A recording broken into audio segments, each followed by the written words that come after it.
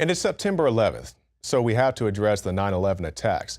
And instead of regurgitating the talking points that you see in the mainstream media, I have a few hard-hitting questions and statements I'd like to make about September 11th before we go into more special reports. Now, let me be very clear. These things I'm going to bring up here, these aren't definitive, he did this or she did that. That's not what I'm getting into today.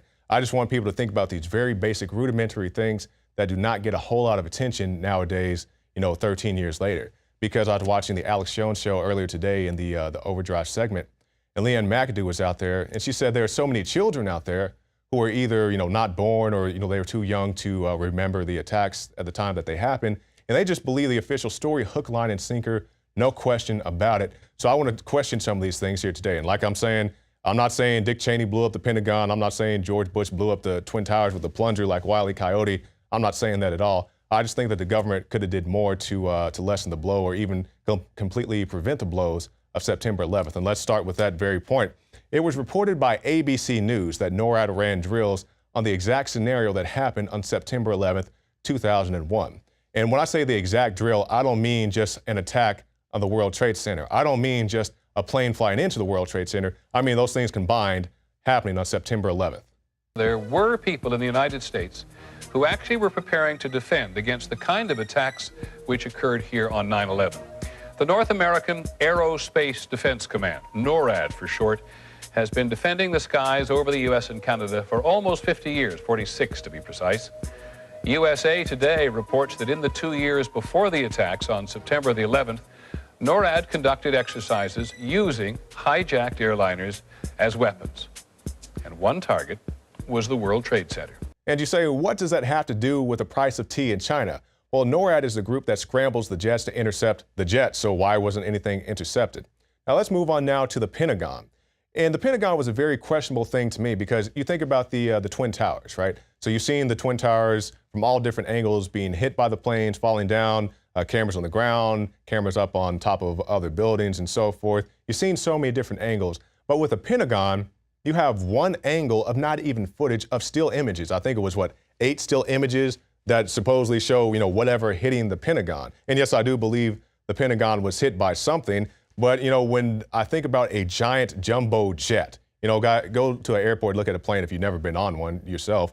But you think about how they say the entire plane was sucked into this hole, no wings on the outside of the Pentagon, no wing indentions. They say the entire thing was sucked into this hole in the Pentagon and completely vaporized by the intense heat. But regardless of all of that, the issue about the cameras, go to your local grocery store, go to the gas station, go to a mall, go to a movie theater, and count the number of cameras outside of that establishment. And now think about the Pentagon. Contrast this with the Pentagon, one of the most secure above-ground structures on planet Earth. And all they can do is produce one camera angle of still images of some object striking the Pentagon. That's very curious to me indeed. So that's not a conspiracy theory. That's what happened. You haven't seen any actual footage of that thing going into the Pentagon. And people will contrast that. They'll say, well, people saw, planes flying low through the city that day. I'm sure they did. But if I see a pack of wild dogs running down South Congress here in the city of Austin, Texas, and 10 minutes later somebody gets bit by a dog, that doesn't necessarily mean that the dogs that I saw bit the person down the street. Now, do you have probable cause to think it was the same dogs I saw? Sure. Do you have reasonable suspicion to think it was the same dogs that I saw? Sure, but you don't have definitive proof that the same dog that bit you was the dog I saw 10 minutes ago running around. That's something about the Pentagon. Now let's talk about Building 7. BBC reported that Building 7 collapsed before it ever collapsed. Presumably there were very few people in the Salomon building when it collapsed. I mean, there were, I suppose, fears of possible further collapses around the area. That's what you would hope, because this whole downtown area behind me has been completely sealed off and evacuated, apart from the emergency workers. That was done by the mayor, Rudy Giuliani, much earlier today, because of, the dreadful collapse of the Twin Towers of the World Trade Center. But New York, very much a city still in chaos. So we talked about the Pentagon, we talked about Building 7, now let's talk about the Twin Towers. And particularly William Rodriguez, who worked in the North Tower for over 20 years. He was saying he felt a huge explosion in the basement of the North Tower before the plane ever hit. I worked in the building for 20 years. I was the person in charge of all the stairwells of the North Tower. And on 9/11, I had the only master key that opened the doors that rescue people. This is the master key. They call it the key of hope. And basically, I was a janitor. Like I said, on that day, there was an explosion on the basement. And this is prior to the building got hit by the plane. And then the plane hit, and then there was a series of explosions afterwards. And a person comes running into the office saying, explosion, explosion, explosion. And to my knowledge, there is no official explanation as to why the explosion happened in the basement of the North Tower. And people will say, well, what does it matter? Because a plane hit the top of the tower. It matters because a big-ass explosion happened in the basement before the plane hit. And how did that happen? You know, what was going on that day? I would very much like to know. So if you want to know these things, you need to go to Infowars.com and also PrisonPlanet.tv. Get yourself a 15-day free trial. You can check out the Alex Jones Show, the nightly news, the special reports, the rants, and so much more at PrisonPlanet.tv.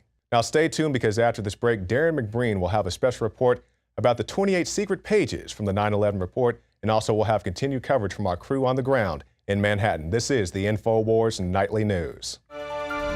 The facts are in. The studies are legion. Sodium fluoride and other toxic members of the fluoride family are devastating the health and cognitive ability of the American people. So why are the social engineers adding it to the water? Simple. Dumb down the host population that the parasitic technocracy is feeding on. We may not have been able to get fluoride out of the water supply yet, but we can help to get it out of our bodies. I am extremely excited to announce the exclusive InfoWars Life Fluoride Shield formulation, fusing 6 of the best documented ingredients from around the world to help the body remove not just toxic fluoride residues from the body, but a whole host of toxic substances. Let's take a stand against the globalists by blocking their poisons with Fluoride Shield. I use Fluoride Shield every day. Secure your Fluoride Shield and other pioneering formulations at InfoWarsLife.com today. Let's start cleansing our bodies now and support the InfoWar at the same time. That's InfoWarsLife.com.